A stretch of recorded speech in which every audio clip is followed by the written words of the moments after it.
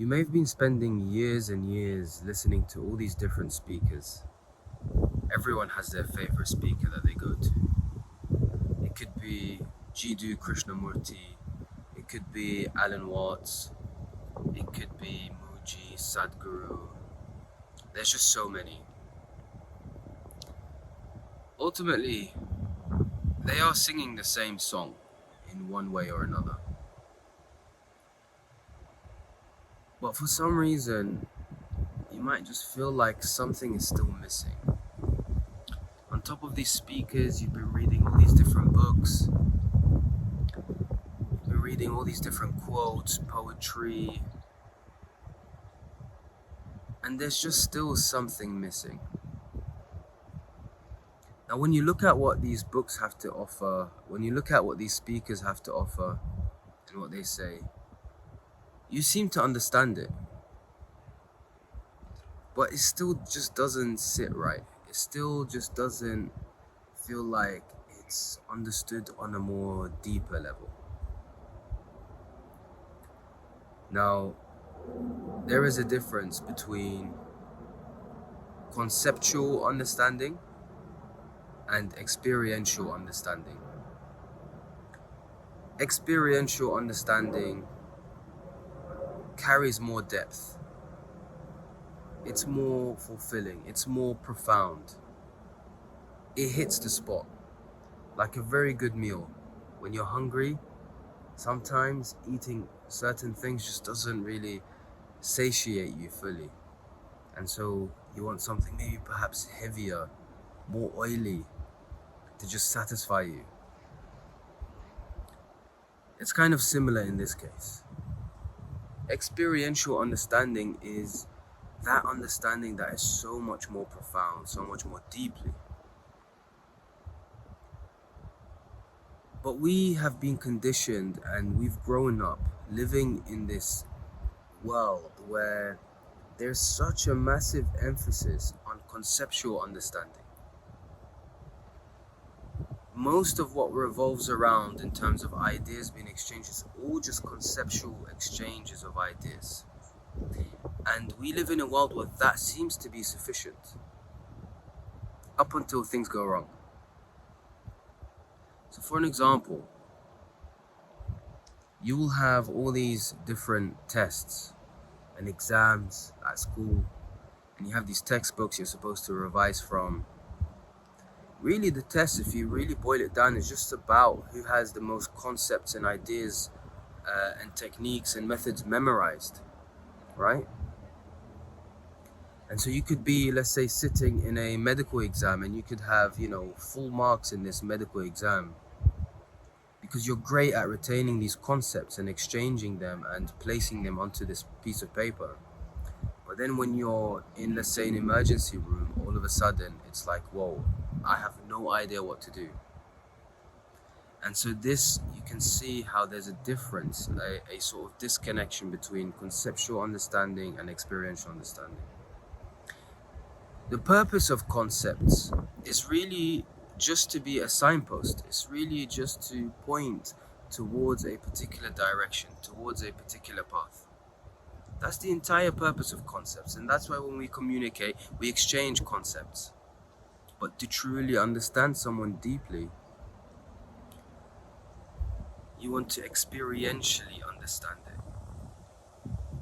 So when someone talks to you about a chocolate cake, and you've never really had this chocolate cake, I can sit here and explain to you the amount of flour used, the amount of sugar, the eggs, how long it's been baked for, how it's been cut and how it's been prepared, But you will never fully understand the chocolate cake. You will only fully understand it when I tell you, look, the shop is right there or the bakery is right there. You go, buy yourself a slice. And if you then choose to go, now you have a bite and you have this experiential understanding. When we sit together and speak about this chocolate this time, the conversation is very different. We don't have to tiptoe. We don't have to walk on eggshells. We're not afraid of offending each other. The moment we say chocolate cake, we just nod our heads and we understand experientially what is being spoken about. And so really looping this all back into those speakers and even maybe these videos, because we've been conditioned for conceptual understanding, you know, the moment we understand a concept, we now tend to withdraw. And we sleep on the fact that there's a deeper experiential understanding. Never ever take what is being spoken as face value, as the absolute ultimate truth. Instead, look at where it's pointing to. Look at the signpost. Where is it pointing to? When they tell you look inwardly, right? Don't create an idea of what this inward space looks like. Don't imagine what this inward space looks like. This is a pitfall.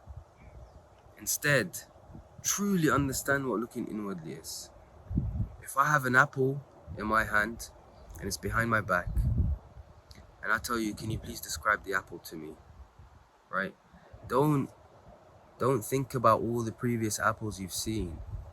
Really go behind my back and look at that apple so that you can experientially understand what's going on. And so that's really the disparity between conceptual understanding and experiential understanding. And don't get me wrong, conceptual understanding is vital, it's extremely important, it's necessary, it's how we communicate. We encapsulate ideas and memories and descriptions and we transfer them between each other, right? But ultimately these encapsulated ideas, these concepts, they don't give you the entirety of the reality of what these concepts are really pointing towards. If that's truly understood, you may begin to live a life where you will swap out a lot of things in your life for something more profound. And what I mean by that is, you may choose to not attend certain events because they're just all about concepts exchanges. You may not choose to watch certain things because they're just about concepts.